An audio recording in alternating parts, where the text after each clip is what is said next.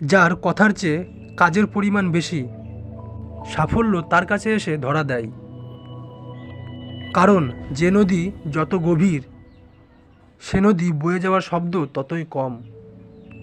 দড়ির উপরে স্থিরভাবে হেঁটে যাওয়ার নামই সার্কাস, আর অশান্তিতে বেঁচে থাকার নামই জীবন। ধৈর্য ধরো, মনকে শক্ত করো।